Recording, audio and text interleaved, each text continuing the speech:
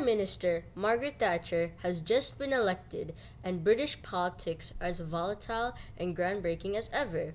Legislation that will either make or break the UK as a nation is expected to be integrated into law, and Thatcherism as an economic strategy is about to be implemented. Welcome to Academy Podcasts, where our listeners are our future leaders.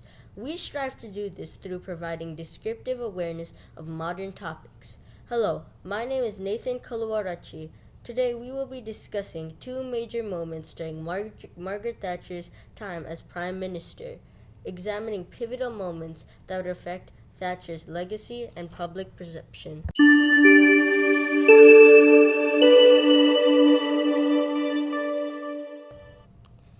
It had been 3 years since Thatcher had been initiated into office and had responded to a nosy reporter with one of her most famous quotes: "Where there's discord, may we bring harmony. Where there's error, may we bring truth.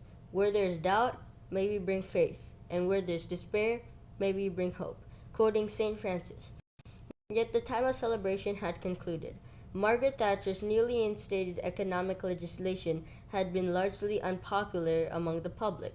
Her privatization of the economy and hard stance against the welfare state had provided her with a 19% approval rating, catastrophic to her early political career.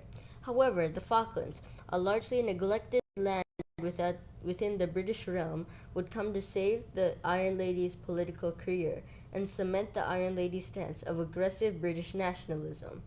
Much ironically, the war that would save the Iron Lady was instigated by a ruler largely unpopular among his people and desperate for public approval, Leopoldo Galtieri, the dictatorial ruler of Argentina.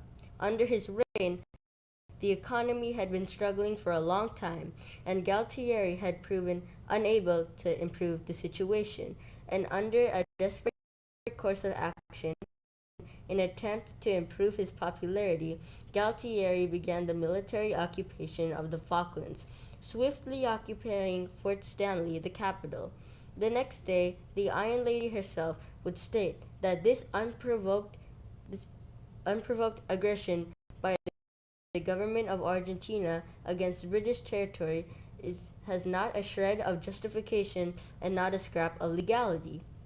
Quickly following this remark, Margaret Thatcher would quickly deploy the British Royal Marines to the island and efficiently liberate the island from their Argentine oppressors. The miniature war would only claim the lives of 255 British men, minuscule compared to the hardships that the still alive World War II British survivors would have felt. This quote-unquote mini-war that had experienced compact bloodshed and demonstrated British dominance was exactly what Thatcher needed in terms of popularity and what the British public needed in terms of morale. Consequently, Thatcher's approval ratings had swelled, saving her from political oblivion.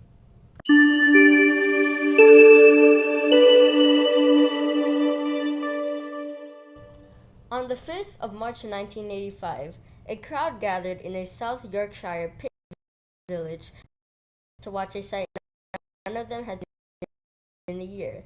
The villagers, countless of them, in tears, cheered and clapped as the men of Grimethorpe Colliery marched back to work. The miners and their families had endured months of hardship, and it all be for nothing.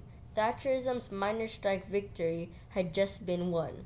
One of the most controversial moments in Thatcher's career may have just been what saved the British economy from the tipping point. The coal miners of Britain, protected by the National Union of Mine Workers (NUM), had gone on strike twice in the last decade, in 1972 and in 1974. These strikes, so influential, led to nationwide power cuts, the introduction of a 3-day work week, and the downfall of Ted Heath's Conservative government, finally bringing the government to the negotiating table and forced the Treasury to implement higher wages among miners.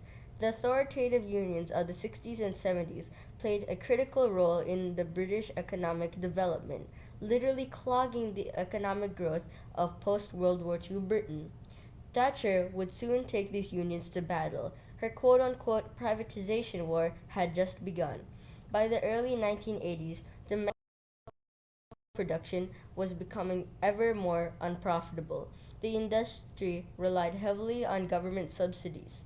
Thatcher thus appointed the ruthless Ian McGregor to the head of the National Coal Board. McGregor had already streamlined Britain's nationalized steel industry, bringing the sector from billions in debt to near profitability. McGregor's approach to bringing that British coal to lucrativeness was to close unprofitable mines and drastically reduce the worker population.